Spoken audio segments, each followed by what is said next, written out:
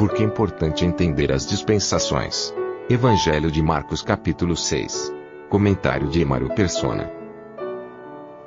O entendimento das dispensações é importante na leitura dos evangelhos, porque existem até algumas ordens religiosas que enviam tipo monges, né, ou pessoas para a obra de 2 em 2, sem levar nada também, com uma roupa bem pobrezinha, esperando da caridade, pedindo esmolas e coisas assim. Mas quando nós entendemos o caráter profético e também dispensacional dos evangelhos, nós sabemos que existe uma progressão nas coisas. Elas acontecem no momento, por uma determinada razão, servem para nós de princípios também, na maneira de agirmos, mas não são exatamente um mandamento, no sentido de falar assim, gente, então nós vamos sair pregar o evangelho, nós vamos daqui a Recife, vamos a pé, sem levar mais do que a roupa do corpo, né? Imagina. E também vamos sacudir o pé, né? Eu sei que tem gente que fazia isso quando pregava o evangelho, a pessoa não ouvia e sacudia o sapato assim, para seguir essa ordem daqui. Mas se a gente vai lá em Lucas capítulo 22, aí nós vemos como a coisa era específica para um momento e uma realidade ali dos judeus. Em Lucas capítulo 22, ele fala no versículo 35, e disse-lhes, quando vos mandei sem bolsa, alforge ou alparcas, faltou-vos porventura alguma coisa? Eles responderam, nada. Disse-lhes, pois, mas agora aquele que tiver bolsa, tome-a, como também o alforge, e o que não tem espada, venda o seu vestido e compre-a. Porquanto vos digo que importa que em mim se cumpra aquilo que está escrito. E com os malfeitores foi contado, porque o que está escrito de mim terá cumprimento. A realidade agora ia ser completamente diferente. O Senhor ia ser tirado da terra, o Senhor ia ser morto, e os discípulos iriam encontrar, sim, oposição, eles iam encontrar dificuldades, mas eles já teriam aprendido lá atrás que nada faltaria. Como ele falou, faltou alguma coisa, vocês levando nada? Não faltou. Porém, agora eles iriam equipados de maneira diferente, porque a missão era outra e as circunstâncias eram outras. É significativo também que logo depois de falar em arrependimento, aqui no versículo 12, nós vamos encontrar um homem que ele aparentemente não está arrependido. Existe uma diferença entre arrependimento e consciência atribulada. Uma pessoa pode viver a vida inteira com a consciência atribulada, pode sofrer com isso, arrumar 1000 desculpas para sua consciência, ela não consegue abafar a sua consciência, pode cauterizar a sua consciência, mas ainda assim não se arrepender. E esse homem aqui agora é um rei, Herodes, ele não está tranquilo, porque ele mandou matar João Batista. Ele mandou decapitar João Batista. E por quê? Porque João Batista falava para ele se arrepender.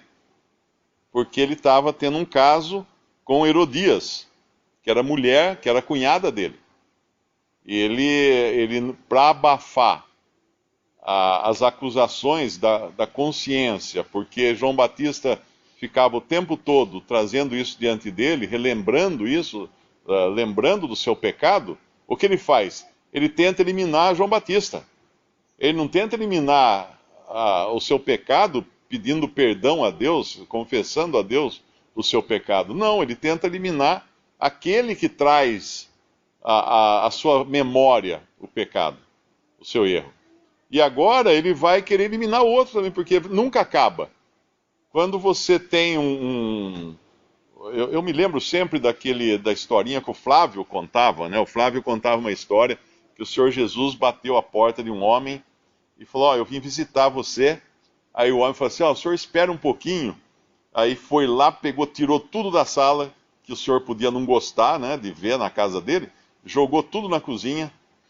Aí falou, abriu a porta, pode entrar. Aí o senhor entrou na sala, falou assim, eu queria conhecer sua cozinha. Aí espera um pouquinho. Ele correu lá, tirou tudo da cozinha, jogou tudo num quarto dos fundos, fechou a porta, veio na sala, chamou o senhor, pode entrar, pode ver a cozinha. O senhor entrou na cozinha, falou, mas eu quero ver aquele quarto lá. Ele foi no quarto lá, entrou lá, pegou todas aquelas coisas, enfiou tudo num baú, fechou o baú, chamou, pode entrar agora no quarto. E falou assim, abre o baú, eu quero ver dentro do baú. Aí não tinha mais jeito. Aí ele abriu o baú e não tinha nada no baú.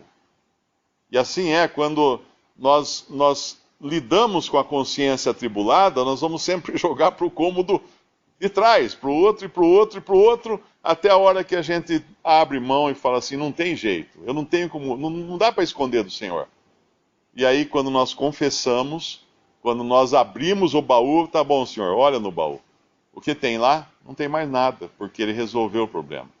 E aqui Herodes não está ainda nessa situação, e parece que não vai estar nunca, porque ele vai sempre eliminar aquilo que traz à memória o seu pecado.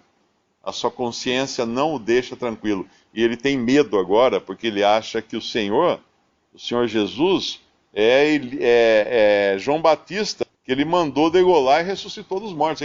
E assim é, quando nós estamos atribulados por algum pecado não confessado, nós perdemos noção da realidade. As coisas não fazem sentido igual fariam se a gente estivesse em plena consciência, né, em plena das nossas faculdades, por assim dizer. Esse é João que mandei degolar. Mas ele tem os seus assessores, que vão falar que é Elias. E outros vão falar que é um profeta. Como um dos profetas, no versículo 15.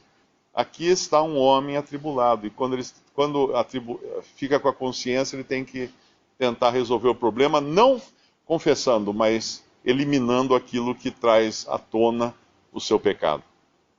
Provérbios capítulo 20. Provérbios 20, versículo 25, diz assim: laço é para o homem dizer precipitadamente, é santo, e feitos os votos, então inquirir. Tem uma outra passagem que fala, não imponhas as mãos precipitadamente, uma coisa assim também. Mas já é nas epístolas, se não me engano. Ninguém impõe as mãos precipitadamente. E essas duas nos falam de decisões tomadas e quando nós nos empenhamos em alguma coisa, quando nós damos a nossa palavra ou quando nós prometemos alguma coisa sem pensar exatamente naquilo que nós estamos fazendo. Tem a ver também com aquela de ficar fiador, né, que fala lá no Antigo Testamento, de ficar fiador de alguém, que é você prometer pagar a dívida caso a pessoa não pague. E, obviamente, vai ter uma surpresa depois. Aqui, o que ele fez? Ele fez isso. Ele tomou uma decisão precipitada, ele poderia depois, que ele fez os votos, ele achou que seria um pecado maior ele não cumprir os votos que ele fez, do que decapitar um homem inocente. E ele então comete um crime muito mais grave, muito mais sério do que simplesmente voltar atrás na sua palavra que ele havia dado para a filha de Herodias. Essa é toda a decisão que nós tomamos, às vezes, que são precipitadas, nós colhemos frutos se nós não voltarmos atrás logo. 1 Timóteo 5, 22. A ninguém imponhas precipitadamente as mãos, nem participes dos pecados alheios, conserva-te a ti mesmo puro. É o empenhar-se, né? É o enrolar-se com alguma situação que depois não dá para voltar atrás. Mas dá para voltar atrás, é que ele poderia ter voltado atrás. Ele poderia ter evitado esse crime que ele comete aqui.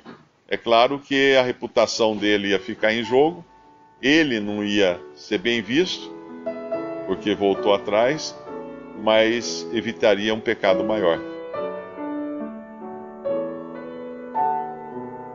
Visite Respondi.com.br. Visite também 3minutos.net.